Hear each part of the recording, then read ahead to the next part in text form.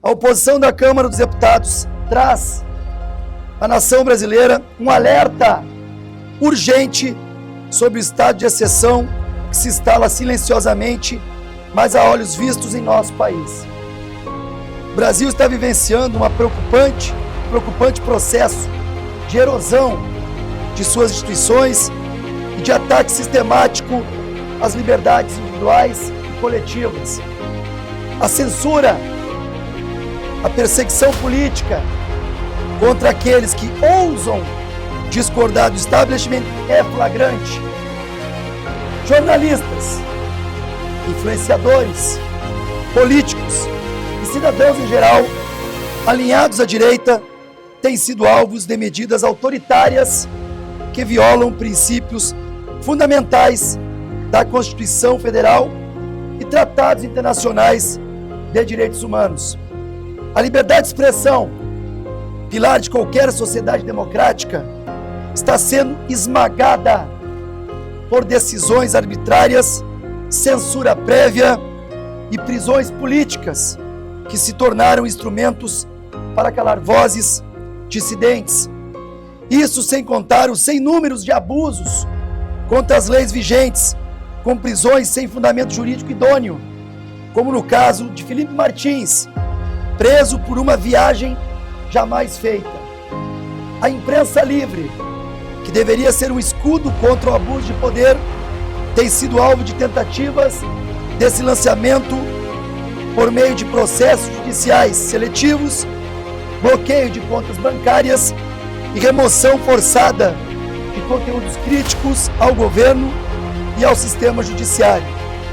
Por jornalistas que ousam denunciar essa escalada autoritária, enfrentam ameaças, detenções arbitrárias e restrições inconstitucionais à sua atividade profissional. Os advogados, por sua vez, são impedidos de trabalhar conforme previsto pela Constituição e pela lei, sendo forçados a defender pessoas investigadas sem ter acesso aos autos dos processos, nem ter conhecimento do que seus clientes são acusados. E quando tentam fazer sustentações orais ou despachar com os juízes responsáveis pelo estado de coisas inconstitucional que enfrentamos hoje, não são recebidos e apenas encontram portas fechadas. Além disso, políticos de direita estão sendo perseguidos de maneira implacável. Utiliza-se o aparato estatal para sufocar a oposição, criminalizar opiniões e restringir direitos fundamentais. A instrumentalização da justiça para fins políticos é um ataque direto à soberania popular e compromete o equilíbrio dos poderes, que deveria ser a base do Estado democrático de direito. A denúncia da Procuradoria-Geral da República contra o nosso presidente Jair Bolsonaro pela suposta tentativa de golpe de Estado, entre outros crimes alegados, mas jamais comprovados, representa mais um degrau nessa escalada criminosa contra a liberdade dos brasileiros. Trata-se de uma série de acusações desprovidas de evidências concretas que sustentem as graves acusações imputadas. Uma verdadeira peça de ficção, uma denúncia encomendada para gerar um resultado que todos já conhecem. Denúncia essa baseada em delações e presunções. Ao longo do processo, o delator foi alterando e omitindo fatos, situação mais do que suficiente para anular as delações. E a maior insanidade de todas, não tivemos acesso a tais delações. Apenas no dia de hoje foram retirados os sigilos das delações. Há outro aspecto que precisa ser veemente repudiado e refutado: insistência na tese de questionar a legitimidade do processo eleitoral, que seria uma suposta etapa para a preparação de um golpe. A denúncia tenta transformar o direito à crítica em delito, colocando sob suspeita qualquer pessoa que ouse discordar do nosso processo eleitoral e descuidando que tal direito é perfeitamente protegido pela Constituição e pelo Código Penal. As recentes decisões do Supremo Tribunal Federal nos fazem questionar: teremos possibilidade de defesa para o presidente Bolsonaro? Ou ele já entra condenado a 20, 30, 40 anos de prisão? É sempre bom lembrar que Bolsonaro será julgado por aqueles que se vangloriaram de terem derrotado o bolsonarismo. O sistema se esforçou como nunca para tirar Lula da cadeia e colocá-lo de volta no poder. Passados 2 anos de uma gestão catastrófica, esse governo biônico está caindo aos pedaços, impopular, incapaz de tirar o país de uma crise sem precedentes. Povo faminto, escândalos de corrupção estourando todos os dias, sigilo de 100 anos para os gastos da primeira-dama Janja. A única conquista desse grupelho político que tomou o país de assalto é a denúncia contra Jair Bolsonaro. O sistema quer matar Bolsonaro politicamente, porque ele já aparece à frente das pesquisas contra o descondenado. Essa semana recebemos um relatório contundente da Associação dos Familiares das Vítimas do 8 de janeiro, que reúne documentos de todos os tipos de violações de direitos praticados nos últimos anos. No momento oportuno, daremos a completa publicidade a este material.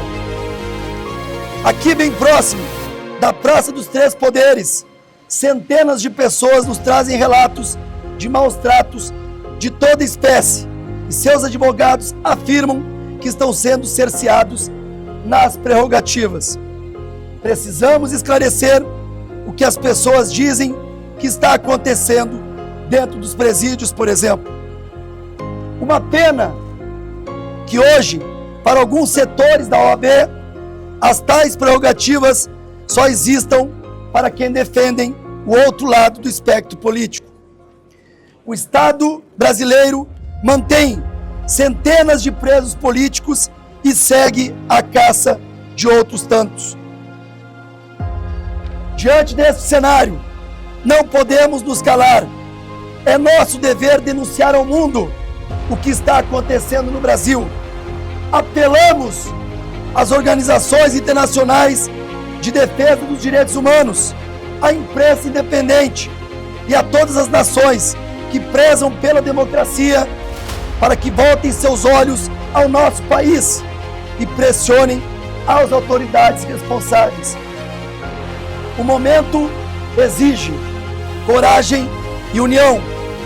Nossa luta não é apenas por um grupo específico, mas pelo direito de todos os brasileiros viverem em uma sociedade em que a liberdade não seja uma concessão do Estado, mas um direito inalienável.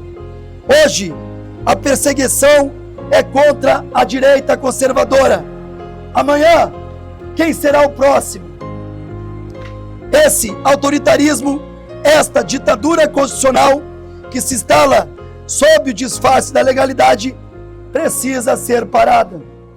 A história nos ensina que quando a liberdade de um é ameaçada, a liberdade de todos está em risco. A resistência democrática precisa ser firme.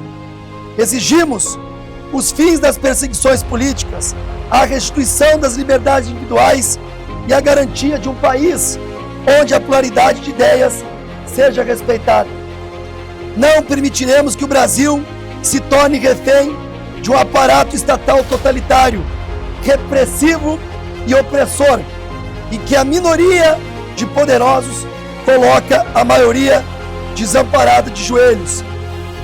Para finalizar, reproduzo as palavras de homens públicos que vocês conhecem, para trazer um pouco de razão a este momento tão conturbado. Marco Aurélio Melo, ex-ministro do Supremo Tribunal Federal, abre aspas, a anistia não pode ser vista como algo pior que a Lava Jato.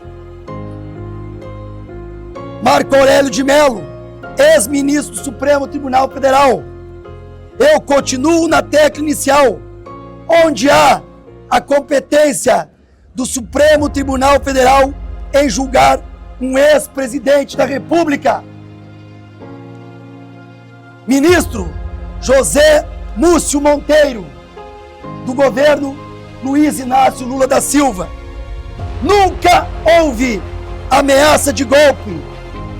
O golpista não precisa de Constituição, de livro, de regra. Eu acho que a gente tem margem para conversar sem viés eleitoral, sem viés partidário, sem polarização. A todos que nos assistem, lembre-se, o futuro da nossa nação depende da ação agora. No dia 16 de março, estaremos fora Lula e pela anistia aos presos do 8 de janeiro.